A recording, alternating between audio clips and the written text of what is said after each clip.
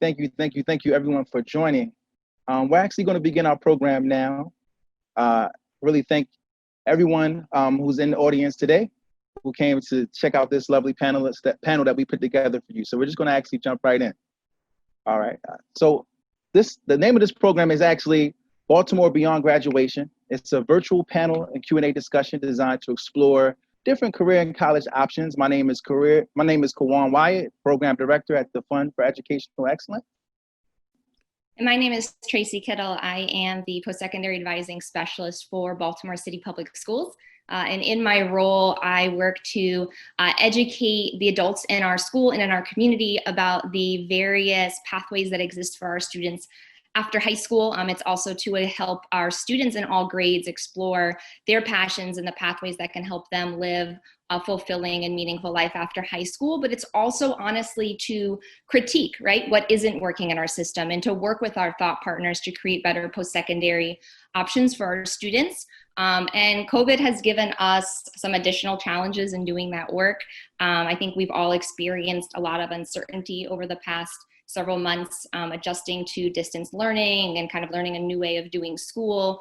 And so this has not certainly been a normal year for anyone, extremely challenging for our students and families. So just wanted to especially thank you for your investment in choosing to be here with us today. Absolutely.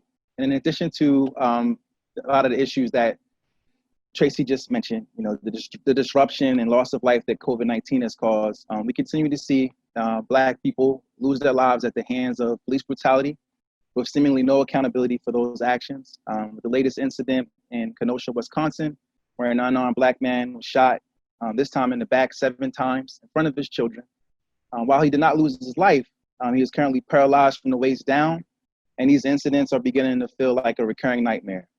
The Fund for Educational Excellence, we stand in solidarity with the movements across the nation to combat police brutality and white supremacy. And above all, we want to do everything we can to support any efforts aimed at ensuring that the 80,000 plus students here in Baltimore who attend Baltimore Public City Schools feel as if their lives matter.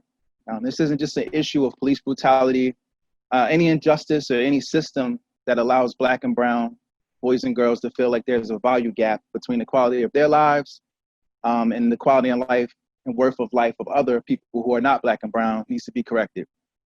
So racial injustice in this nation is at an exhausting point, and there must be a change. But even with the tragedies going on around us, and us not being able to see each other in person as much as we would like due to COVID, and not being able to start the school year off inside of the classroom, it's still important that we begin to put certain aspects of education back into focus if we can.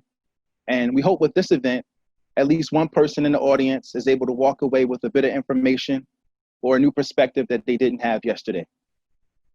And just to continue, although COVID has brought us so many academic and social challenges, it's also given us a lot of opportunity to reinvent how we do things and how we support our students in the city. Baltimore is the 5th Blackest city in America, and there is nothing more important to us than cultivating Black excellence, right? And making sure that your voices are heard in every space, in every position of leadership. And I think that this event does exactly that, right? It's an excellent introduction to our vision and to exposing students to a world and to conversations that they may not traditionally have had access to, that so that you guys can all be lifted to lead. And so this event was really designed for our current high school students to give them a glimpse into some of the various pathways that exist after graduation.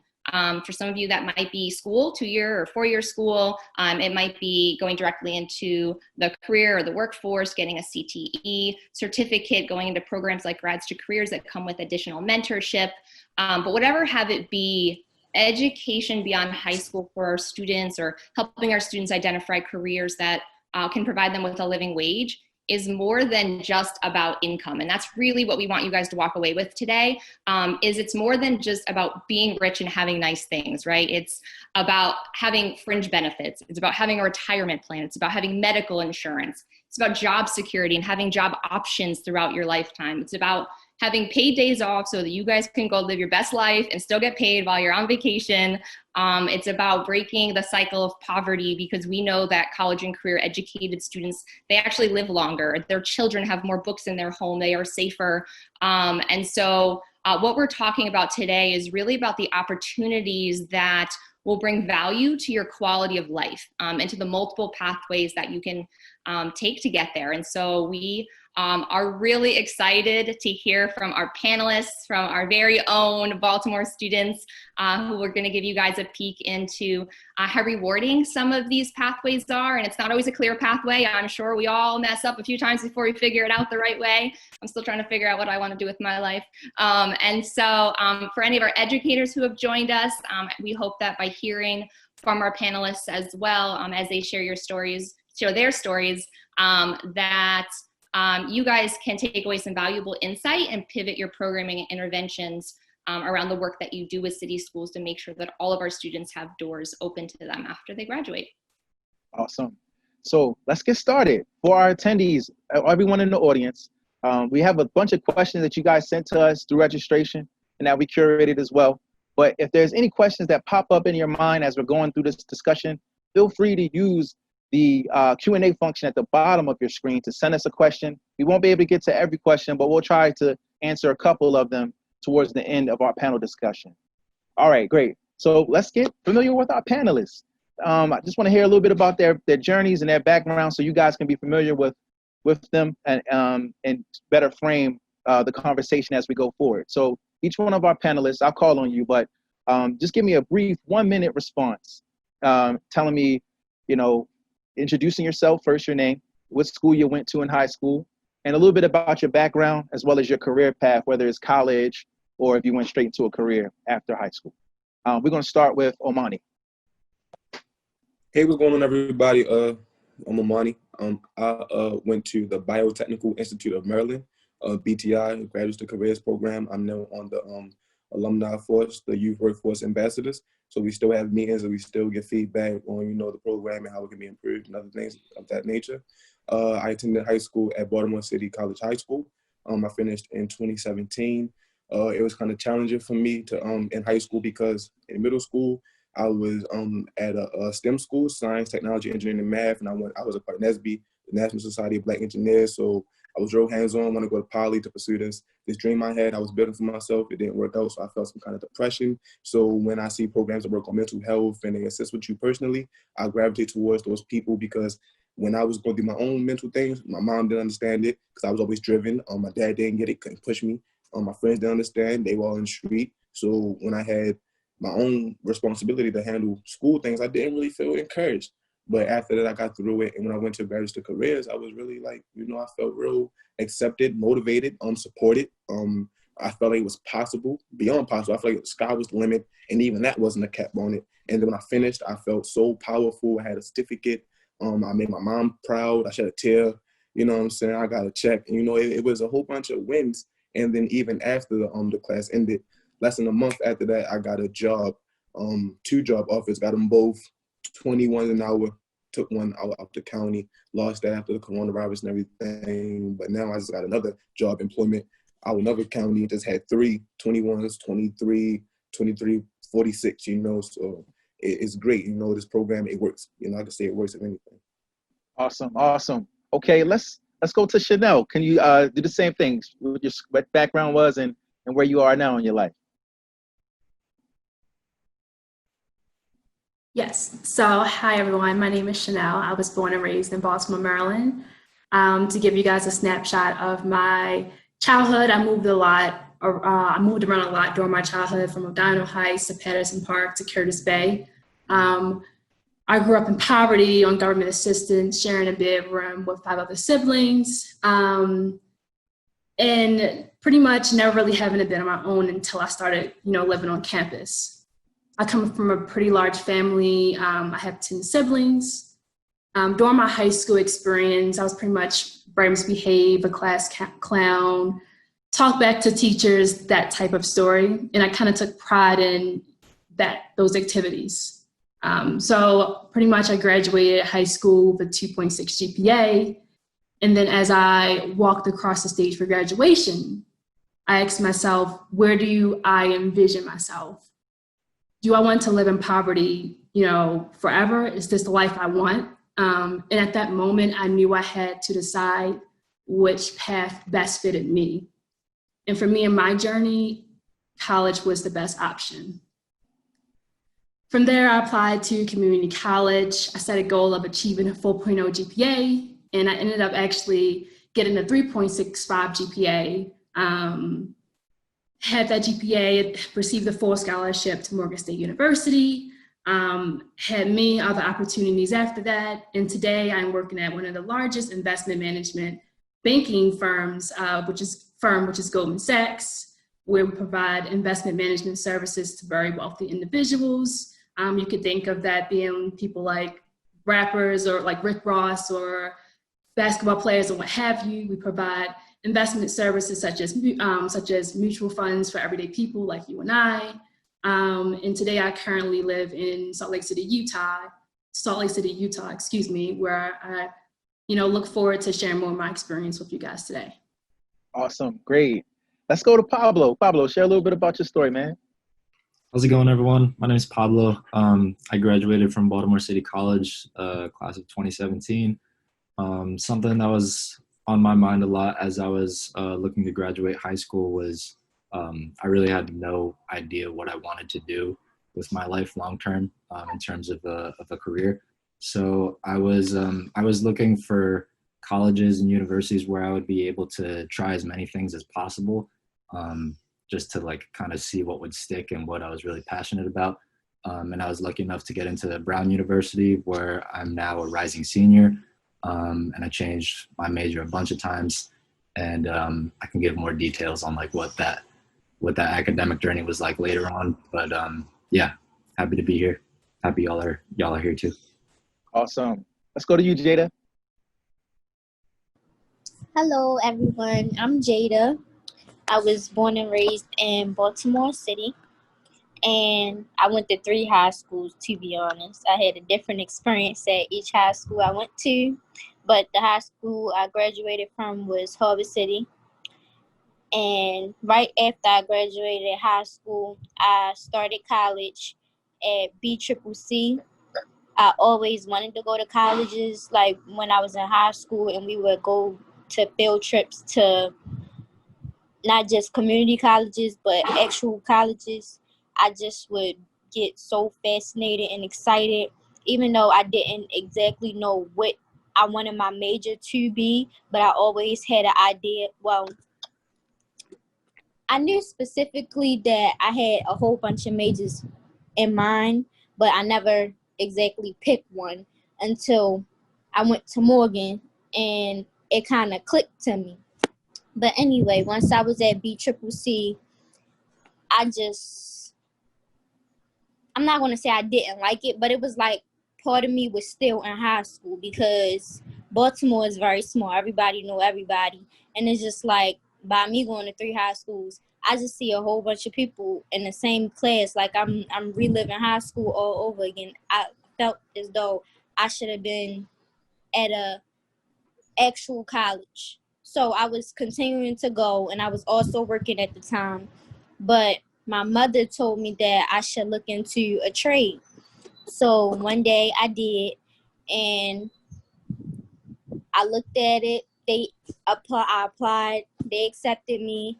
And in that same year, last year, I graduated twice. So not just from high school, but also from my trade. I got my CNA, and on the day of my birthday, I had to take my state board, which I passed. And I was waiting to get job offers. I started applying to jobs. My first job, I was working at Future Care Good Samaritan. I left them, and I ended up working at 2 of the greatest hospitals in this city. So I currently work for Johns Hopkins, and I currently work for University of Maryland Shock Trauma. Awesome, great stuff. All right, Julius, let's go to you, man. Yeah, hi everyone. My name is Julius, and I graduated from Baltimore Polytechnic Institute, or just Poly, in 2017. And yeah, as far as high school goes, I think something throughout my entire life I was really just passionate and interested in like science and mathematics. And just being in high school, I was very, I'm very motivated and passionate about those things still, and was involved in sports and things like that. But something that I realized in high school is that it wasn't allotted the same opportunities as a lot of my other peers at Poly. And also I just lived, with a single mom and was also low income. So basically my sophomore year, with talking with my counselors and things like that, I was introduced to a program called Merit, which is like a academic and career mentorship program for Baltimore City high schoolers who are underrepresented to receive different preparatory like courses and things like in the SAT, in different academic areas, also like professional internships and just so many opportunities. So I was really fortunate enough to get involved in that, and that just continued to kind of propel my interest in science and in medicine as well, and which led me to basically get accepted into a scholarship program that gave me acceptance into Brown University, also with Pablo. So yeah, now I'm a rising senior at Brown University, and I also just hope to pursue medical school afterwards. Awesome, man. Diamond, let's go to you. Hello, everybody. My name is Diamond. I also, like two other people in the panel, I also graduated from Baltimore City College High School. I graduated in 2016. However, since I have two other people here who went to City, you could imagine, will probably relate to what I'm about to say. When I went to City, I felt like I did not know what I wanted to do because it does not focus on the after portion of school. It just focused on the academic portion of the right now when you're in school. So they're not worried about getting you a trade or anything like that, mostly preparing you for college preparatory, which is cool, but that wasn't for me. I even graduated with a 3.5 GPA, received both diplomas. College did not appeal to me because I felt like, I personally feel as though it's a scam. I'm just very opinionated. I'll always feel that way. Kudos, and I tip my hat to anybody who do go to college because, everything's not for everybody, and we all have different routes that we're meant to travel. Currently, I went to, straight out of high school, I went to CCBC Catonsville, where I attended for mortuary science briefly. I stopped going due to, life just stopped going. But then that's when I went to CCBC Essex through Grads to Careers and I completed the medical front office portion of that program. So that's all. And I'm working on getting a job in that field. So, but I'm not losing hope. It can be a little discouraging, but yeah, that's all about me. Yeah, you know what's going to happen. Keith, Let's go to you, man. Hello, how's everybody doing? I'm Keith, born and raised in Baltimore City. I graduated from Paul Lawrence Dunbar High School. And when I was actually still in high school, even in the 9th grade, I was volunteering at schools in the summertime. I had a youth works job working with pre-K kids, being a teacher's aide. But by the time I got to the 12th and graduated, I really wasn't sure what path I wanted to take, though, even still. And I knew that there was so much gun violence and drug activity in my neighborhood, but I knew that I wanted to be a leader, someone doing positive so I could have a good influence on my peers that was my age and the ones younger than me. So, but I didn't feel like I had the resources to go to college at that time. Things was really tough. So I was working, when I first graduated, I was working minimum wage for about a year and a half. And then I was referred to a program called Empower. Took that, it was for IT. I graduated it, got my certificate. And then I was looking for jobs, interviewing, but then I realized that IT just wasn't the field that I wanted to get into. And but I was very grateful for the program Empower because they helped me out so much professionally, really helped me out. And then I got introduced to a program for young African American males called Literacy Lab, and that helped me to work with pre-K kids inside the classroom for a whole school year. And I did that, loved it, and I grew a lot more professionally doing that. And now I'm working with a kindergarten class in this upcoming school year virtually, and I'm working with a scholarship program that's helping me to go to college for education, but so I can really get into the career that I finally found that I'm passionate about. Awesome, man. That's wonderful, Keith. All right, so let's go into some of the actual questions that we had either sent to us or curated. And I'll ask the question and then I'll sort of point to one or two folks to answer those questions. And if someone else has an answer that they want to chime in, please feel free, to just jump in as well. All right, so first question that we want to, take a look at is what is the one thing that you wish you had known prior to graduating high school? And Diamond, if you have this, I would love for you to share a perspective on that. So one thing that I wish I would have known about before graduating high school, I wish I would have known that like time doesn't wait for nobody, and I feel like that's one thing that I should have focused more on was time, and managing the time more effectively and efficiently, doing things I'm supposed to do in the right amount of time. I could have accomplished a lot of things. I still can. It's never too late. That's another thing I need to understand about time as well. It's never too late, but also realize that, you should just buckle down and do everything that you're supposed to do. That way you can, relax in the future. Kind of like work hard, what do they say? Work now, play later, something like that, Yep.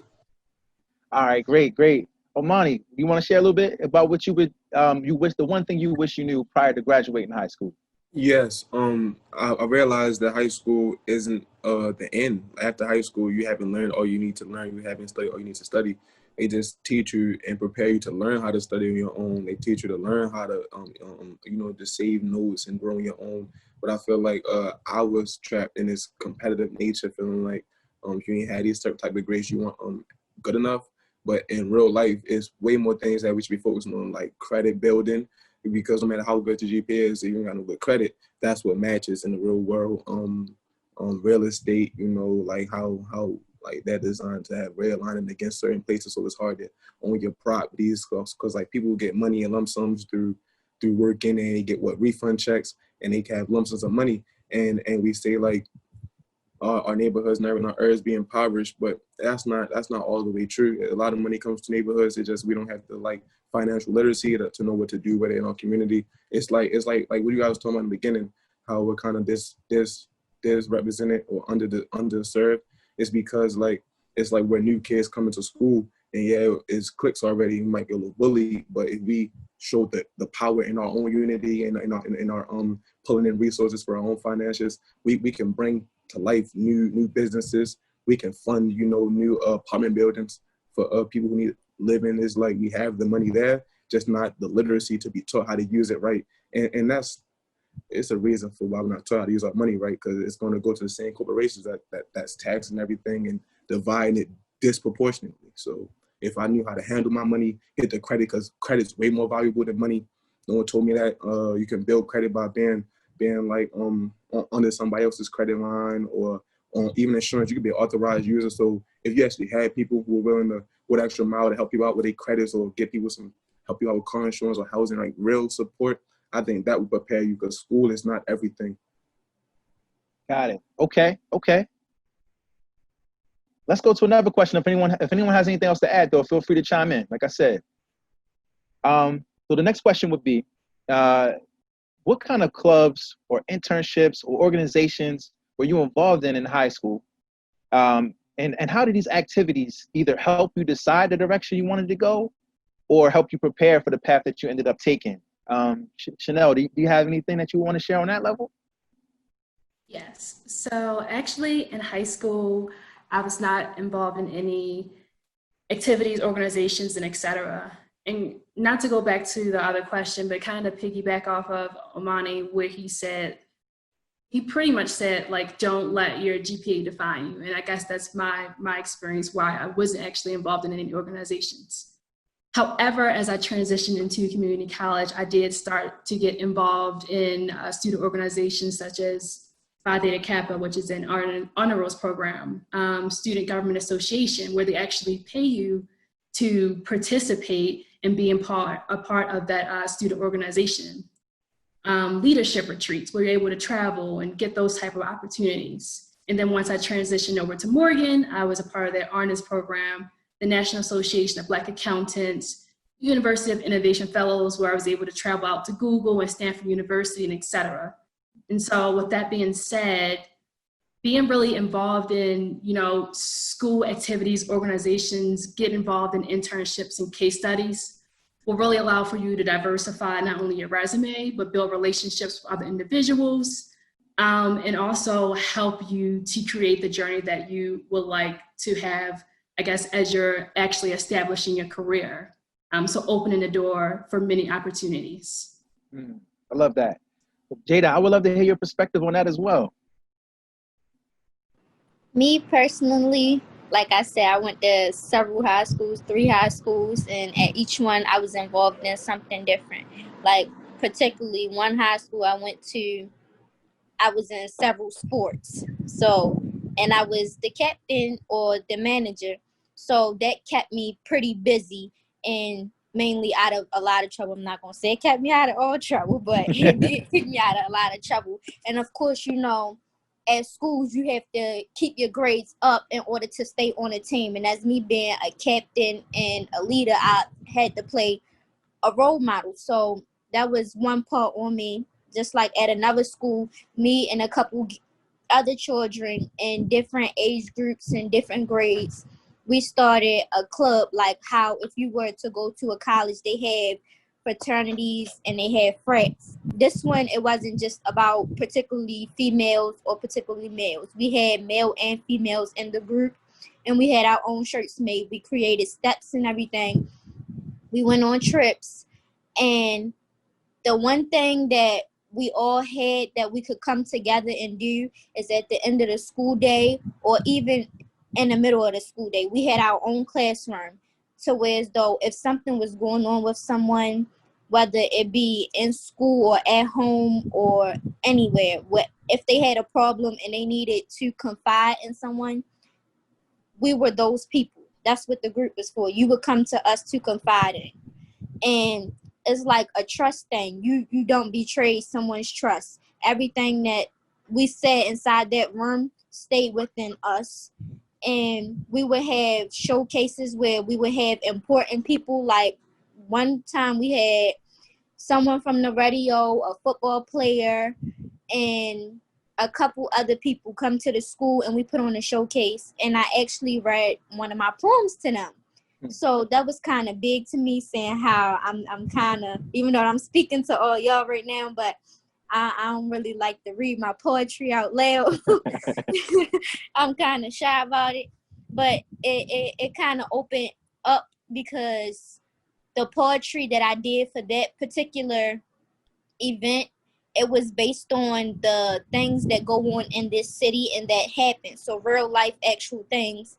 And it kind of opened up the eyes to me when one of those important people walked to my face at the end of the showcase and told me that he actually liked my poem. And it drove me further to continue on with my poetry. Like last year, before I graduated high school, I entered in a contest, and one of my poems was actually published in a magazine. So it got me wanting to be a published author now. I always wanted to write a book, but yeah.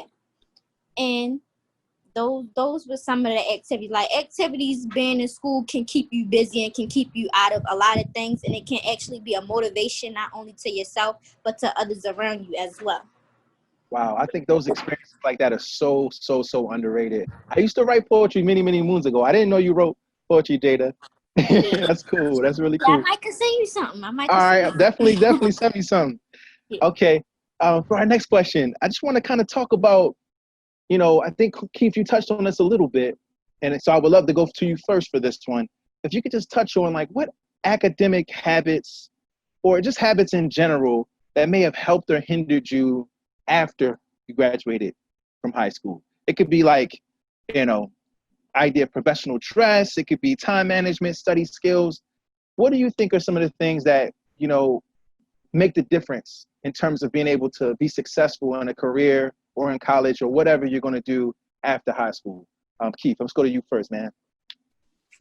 Well, me personally was time management, because when I was in high school, that was something that I was struggling with because I wasn't motivated really.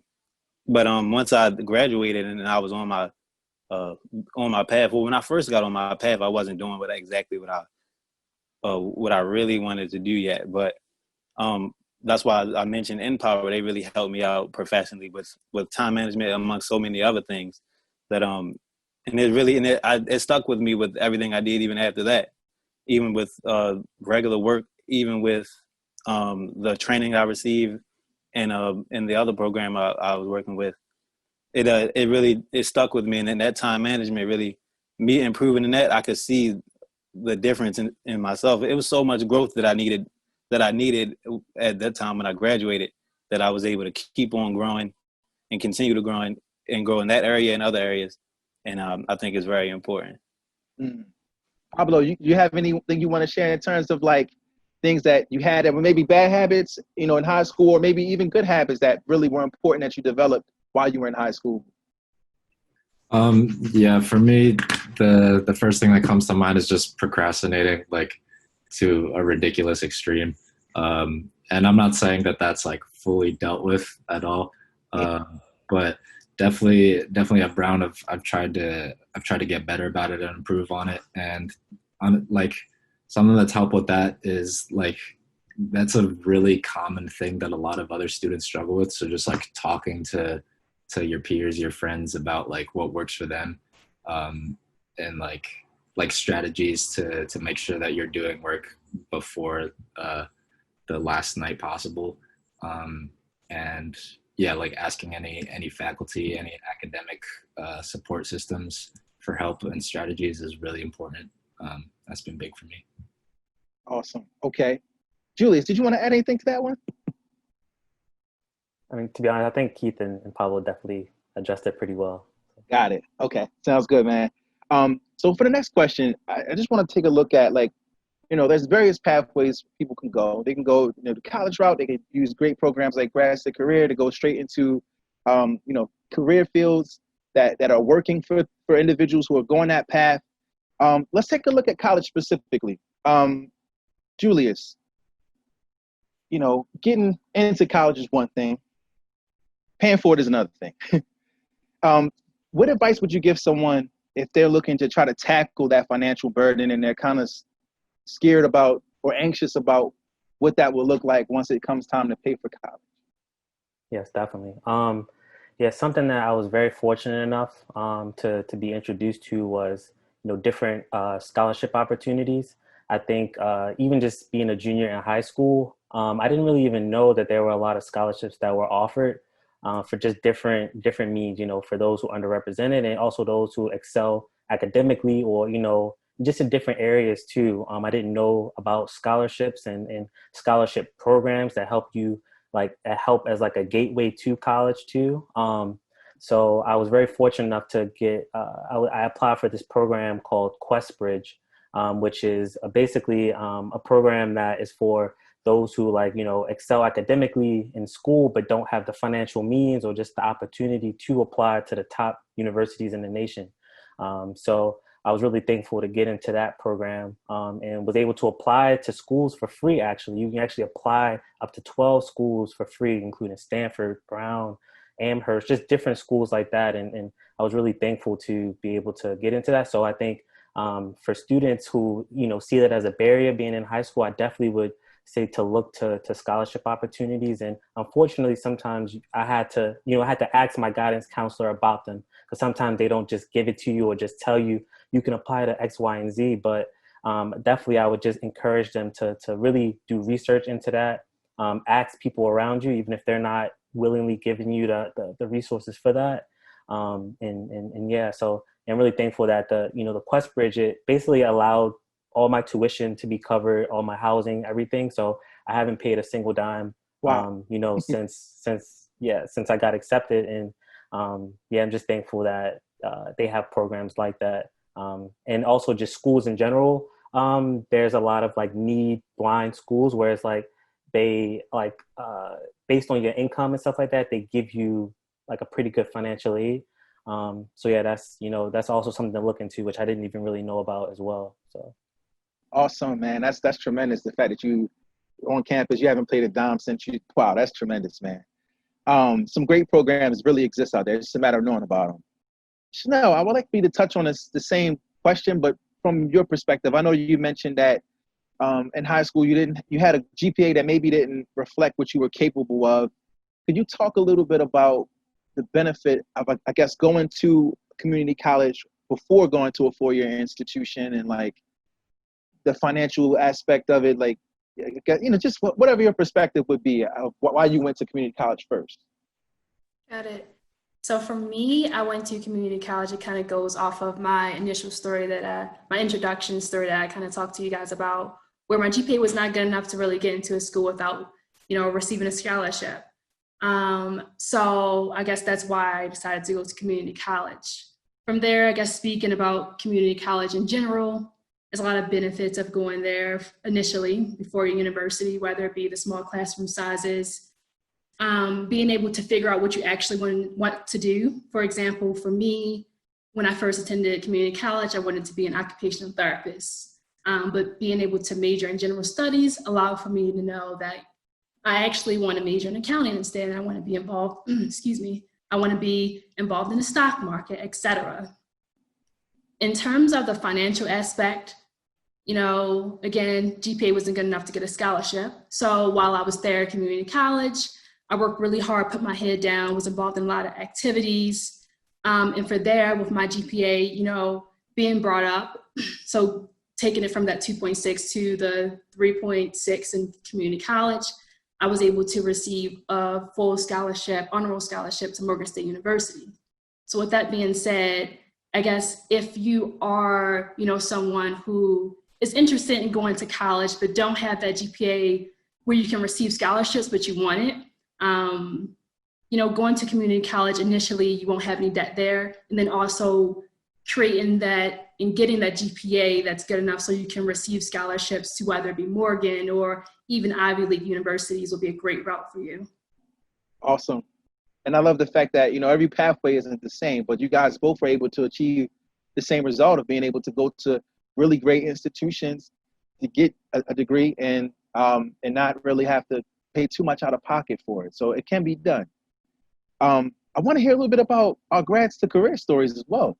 So I guess just, you know, the question would be, you know, how did your experience in grads to career help you find your first position after graduation and prepare you for the journey that you have ahead of you? And I guess we'll go to Amani first for that. Yeah, thank you.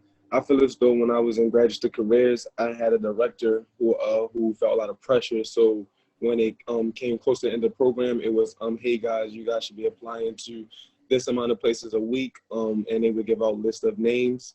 They would they helped us with our resume off rip in the beginning. So when we would upload them to like LinkedIn, Career Builder, stuff like that, they were already appealing, you know, and we added more as we grew.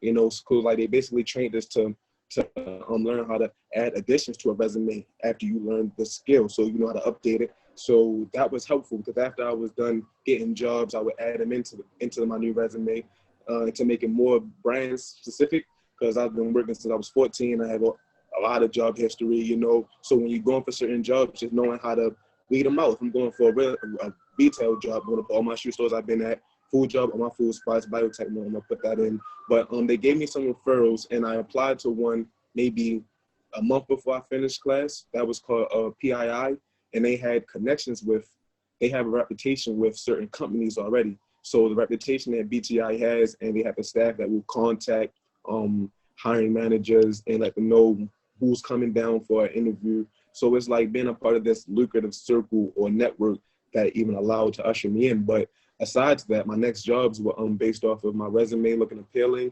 the interview being body, because it was different. It was all virtual now. So I'm interviewing virtually, and it's less uptight, it's more repertoire. So, but something I did realize that held me back about applying to all the jobs as many as I could is that some of the big jobs, most of the big companies, they use hiring agencies to connect people with like the right criteria for this position, or the right, because when you put your resume out, they scan it through a system where so they put in certain words, and if these certain words on your resume, it's a black hole for you. You know, you wasted it, your name's in there, but you're not qualified basically. So if a recruiter tries to put you into a position that you already applied to independently, they're going to be the company's going to be like, hey, this guy's already in my system. I didn't want him. I'm not going to pay you to bring him over here. That slowed down some things for me. That's new opportunities to keep moving, but that's something that could be reiterated. Maybe we should have partnerships with recruiting agencies, because we're like golden eggs to companies that need employees with skill sets that we have right here. So I think that'd be just a new issue to update the graduate career service, having recruiting agencies partner with us individually so we can line up the jobs. Awesome. Jada, would you want to tap in on that? I love to, because everything was not peaches and cream for me. I don't want to say I'm the type of person that I dealt with a lot of obstacles. I'll put it that way. Throughout life, from elementary till now. So when I was in class, everything was great, but I also had challenges because life was also hitting me at the same time, and I was going through things. So it kind of made me feel like I wanted to give up at times, and I didn't want to push myself to go harder or fight more. Like, I was just going to say, forget it and leave sometimes, because my grades wasn't at a point where, when class first started and how we had to take our tests, my grades was at the top. I was one of the top people in our class. And when we would do skills, I'd be the first one to get up and do skills and ace the skills that we had to do in the classroom. So I felt like I was on point. Then, of course, things started hitting me, and I started going through things outside of school, and it kind of just brought me down to where, as though our teacher even pulled me up at one point in time, and it was more than once. She just was like, how your grades go from here to here. Like, my grades had dropped. It wasn't to the point where they dropped very bad, but it was to the point where they shouldn't have dropped in the first place. Like, I made myself go lower than what I felt. Like, I knew I could do better, but I wasn't giving it my all because I was dealing with other things that was going on. So, of course, me wanting to give up, and the type of parent that I have, even when I wanted to give up when I was in high school, because it was times in high school where I just didn't go to school because things was going on, and I just said I wanted to give up. Yeah, no, that wasn't happening. She ain't let me give up. Nope. She'd come banging on my door every morning. Come on, time to go. She dropped me right off at school. It was one point in time. Matter of fact, it was my senior year when I was at my last high school. And I'm the only kid that had to be to school at 6 in the morning just to meet with one of my teachers to get work done. I'm not even a morning person. I don't like to get up in the morning. So the fact that I would have to get up in the morning on time for school just to get there, and she would have to get to work, and she got to go all the way downtown to my school the opposite way towards Towson. Oh, no. She gets me up at, 4, 5 in the morning, drives me up to school. The sun not even up yet. But back to grads to careers. So my mother wouldn't let me give up, and neither would my teachers. So my teacher pulled me to the side. She was like my second mother. She fussed me out. She buckled down on me. Like I came out of her. She pressed down hard. You not giving up. Along with other staff members that worked inside of the building who played a role as if they were my mother. They weren't letting me give up.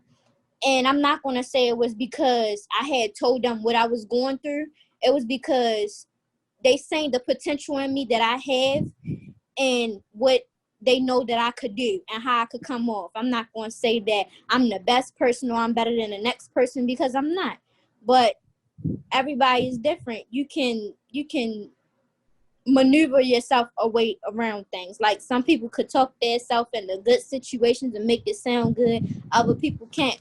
But in the long run, I did make it out, and how I got my jobs. At first, after I graduated, I just was like, forget it, because at first I was just like, man, I don't know. I was still going through my little moves because things were happening. That's when I had got a call one morning from Future Care Good Sam, from the hiring manager. She asked me, when can I come in for an interview? I said, today. Today's fine. So me, I get ready.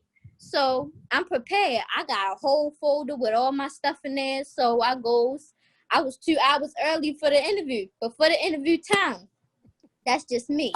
And when I went, the lady who interviewed me wasn't the one that called me from HR. The one who interviewed me was the director of nursing. She was very nasty and smart. And because she couldn't find my number in the board of nursing, or she couldn't find me, she didn't think to ask me. She didn't look at me or ask me any questions. And I had a folder with all my stuff in my hand.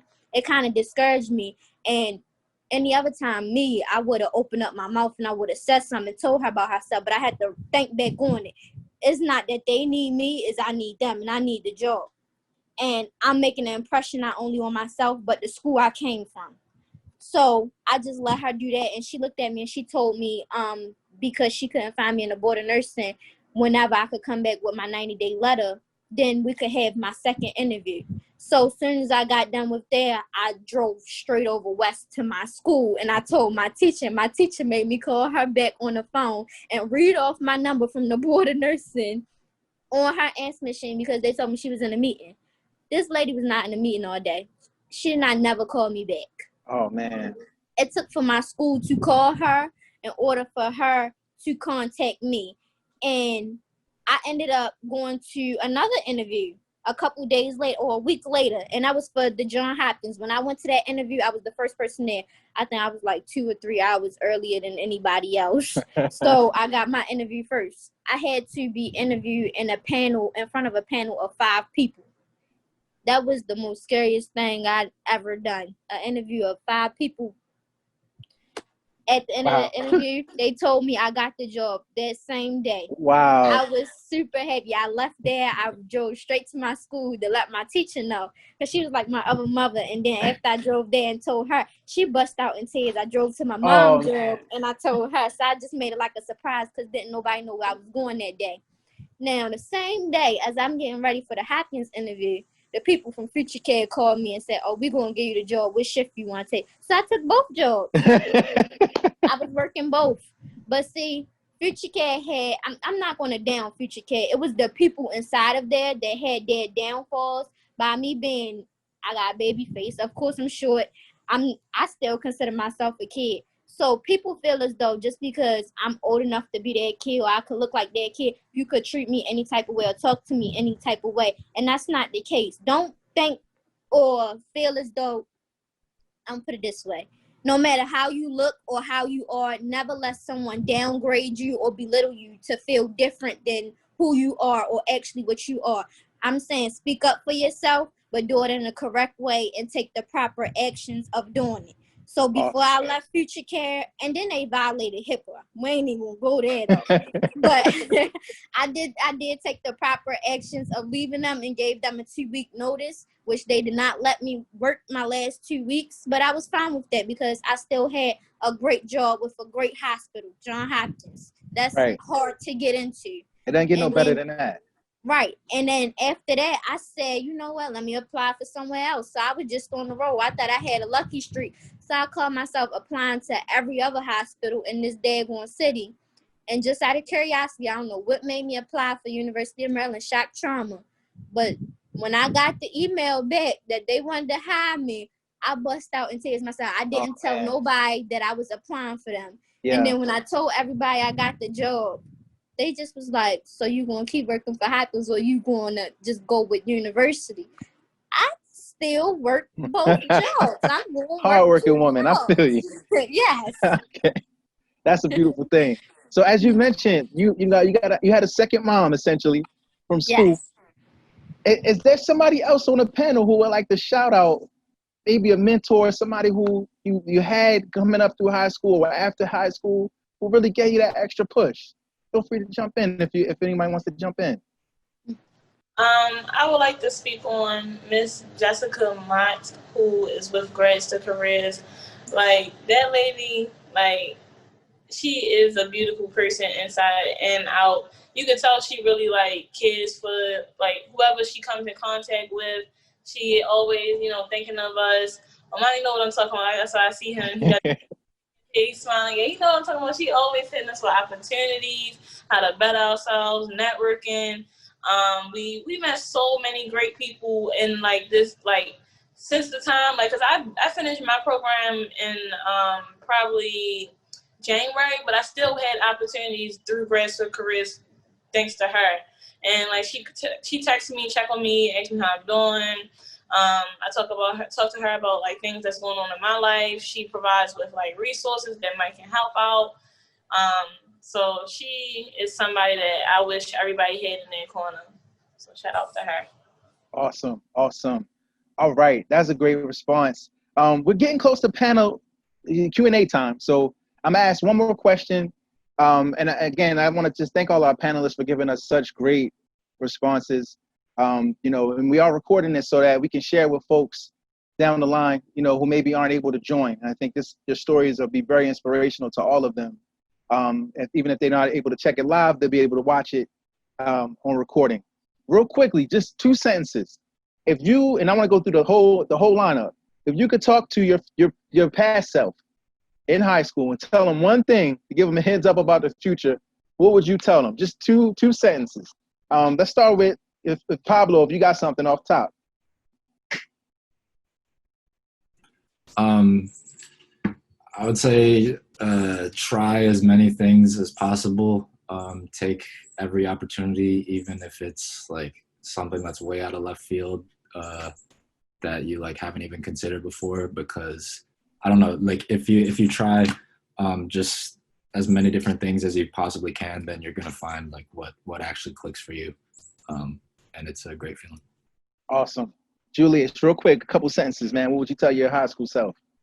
Yeah, I think I would say basically like you are enough, even though the system and things around you isn't really for you, like you do have, even if it's not people directly close to you, there are people that can encourage you and people that want to mentor you and people that really will support you, even if it's not immediately in the beginning of life, there will be people. So just not to give up and know that you're enough. Cool. Omani, what's up, man? What would you tell your high school version of yourself? I would tell my high school version of myself to get his BMIs, his copyrights, and stay focused on developing your own independent business and just grow spiritually. Learn how to transform negative situations to positive, and don't just wait a little time before you sacrifice all that strong spiritual energy to a negative source, and and just try to transform it. I think I let that beat me in a lot of stuff that I don't know more, like Greg and Miss Jessica are so strong and important to me. Like I lost a friend who blew up in that house thing. My man's Joseph, but he signed up for graduate careers though. So Greg called me like, hey, it's the same one from the program. I'm like, yeah, tough. But I'm going through some more stuff. I'm bodying, getting a car, my own apartment, jobs, 2-bedroom apartment, jobs coming in. I just hit 10K on iTunes, so it's a lot of beautiful things going on. Yeah. And I'm the kind of guy who like, man, my dog, when I was doing my thing, you the best, you got it, we got this, we want to change the world. That's kind of energy has, so I'm not gonna let that die out. High school me could have lost his mind, been hurt about something, because a lot of things, like Jada was saying, things happen. Right. Things happen, and it don't turn better until you transform it better. And nothing's going to happen until you make it happen. So I was telling myself, man, keep going. You got it. You're a beast. You're a beast. Yeah. Awesome, man. So we're getting close to time. So I'm actually going to shift gears. I wanted to ask everybody that question because it's such a good question to hear answers to, but we're getting so close. I want to leave some time for the Q&A section. So I'm going to pass my colleague Ruth. It's maybe time for 1 or 2 questions from the Q&A section. Hi, everyone. Thank you all so much for your insight and advice so far. It's been really great to hear. So yes, we do have a question. And this is for all the panelists. The question is, what knowledge or skills, including academic, social, emotional, or technical, do you notice yourself using most often as you work? I feel like it's important to learn how to adjust to situations and people that are around you, especially in today's time where you have to be accepting of people and who they want to be, and also taking the environment that you come from and not becoming a product of it, and just, be that, that ever-changing force in life, so you can always, you don't have to feel like you're stuck somewhere. So I feel like it's important to be versatile and adaptable in whatever you try to do, especially in the work field, because you cannot choose who you can and cannot work with. It's just like, unless you quit, and then that's like, that might be irrational on both ends. So I just feel like just being versatile and adaptable is a good skill to have, and you will always use it in every part of your life. Omani, did you want to answer? Yes, I definitely agree with Diamond. I went to City with a few other colleagues, you understand, and I had Miss Tajon. She was a literature teacher, and one thing about literature was I'm really good at it. It stuck with me. I excelled in it. So in the field I work in, I would say in life, you can always deconstruct. That helps you, like in a new field, you pick out the most important things instead of finding what you need to hold on to and annotating. I would say taking down notes. So when I hear important things, I'm going straight down to a notepad or my phone. So when they come back with these ideas, I'm right there with them, So I feel like picking out important things, in time management, I keep these skills because that helps me look like a great worker, manage your time well, remember some important things, and it's easier to study and just internalize into a new career field. Thank you. Anyone else? This is gonna sound like really basic, but honestly, just like knowing how to talk to people is always just so important. Like having those good interpersonal skills. Like when someone's in front of you, just like paying attention to them and just showing up and being kind, like actually caring about what they're saying. Again, it's like basic stuff, but it's like gonna be important no matter what you're doing. It's always relevant.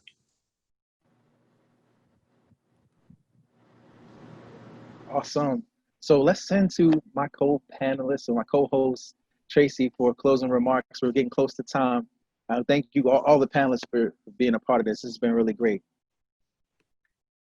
Thank you so much. Yes, no, I agree. I'm over here trying to call you guys the reverends because I want to come listen to you guys talk every Sunday. This was great. I think that as far as themes, as you guys were talking, and I was just taking notes, really want to appreciate your self-advocacy and really play that up. I think that that's something that you have to learn. That's a vulnerability that you have to grow into. I think you guys all touched on the impact of mentors and the impact of a network, of building relationships with other people, of trying new things, of whether that was a new club or whether that's reevaluating the role that your GPA does or does not have on you, the impact of self-agency, right, of personal agency in this process. You guys talked about a lot of different organizations, right? And in Baltimore, we do a lot of work in trying to make sure that we're connecting with our partners, whether that's NPower or whether that's QuestBridge or whether that's College Bound or Building Steps or faith-based organizations, whatever have it be. We're all kind of in this together. And so just wanted to really commend you guys for your self-advocacy and the impact that that's had in your own journey. Really, really phenomenal. I have so many quotes that I wrote down. Did want to share some exciting new things that are happening in the district. Everything that you guys have said is not falling on deaf ears. So we actually just created a new center called the Navigator Center that's going to, and I'm going to put the link in the chat. I don't know if we can send this out. But we are going to have a center for our students to transition after high school. So it's a space that connects our students with post-secondary pathways and support. And so that's going to be an option. And then the other thing we're doing during virtual learning is we're actually on Wednesdays, our students are going to have intervention days, and we have a whole hour and a half every Wednesday where we're going to be able to offer college and career preparation workshops, and I would love to bring you guys back for that. But essentially, we're talking about credit, we're talking about financial literacy, we're talking about all those life skills, the difference between a credit card and a debit card, and if you've never had money, you don't know how to manage it, and sort of all those skills that are important, like adulting skills that we aren't always taught in school. The impact, the cultural capital that comes from a good resume, right? Learning how to talk to people, knowing how to code switch. All of those things are things that we're going to try and integrate into our curriculum. And so really grateful that you guys have also seen the impact of those things in your life. And so just want to thank you for just being stellar representations of our city, of being leaders in our city. And we all, I know, look forward to hearing from you guys again moving forward. Awesome. That brings I us would to a like to close. thank you too for the opportunity, and I would like to say that aside to just preparing for school and business, I feel like having an outlet to just express ourselves, you know, to express what we go through, how we feel, and having a network like you guys is very therapeutic for me. I look forward to it, I prepare for it, and I enjoy it until it's over. And I feel like expressing is very good for the youth. Like what Jada was saying, she pulled together this amazing group, and she was able to, you know, overcome her you know, her fear of speaking, and she said her poetry. She expressed herself, and a lot of people agreed and liked it, and that's where she found her power at. So a lot of us are feeling powerless, like we're already stripped of our power, demasculated, dehumanized, unimportant, just a number. So when you find a way to express that, it's like, yo, I got the strength. Like I do Yeah. music, and I start to take it back by the neck instead of feeling so choked and drowning. I started to expressing, like through music, having more studios, more recreations, more open mics, more controlled environments where we can party and release some good energy with safe security guards, private security. I know a lot. I have my CCWs and HQLs as handgun qualification licenses. So pulling in resources where we can outlet, because you know we're business people in Baltimore. Everyone's a business owner in Baltimore, you know. And we're smart, you know. When we have the right place to articulate ourselves and have the right support, we can do amazing things. Amazing things. That's what I'm saying. Absolutely. Absolutely. We're going to keep pushing forward no matter what we got going on in the world. It's crazy. We're going to continue to make it happen, man. And I thank everybody for being involved. Everyone have a great day. Stay strong. Make time for yourselves mentally to stay strong in this crazy world we live in. Take care. Thanks so much. Thanks, y'all. Take care.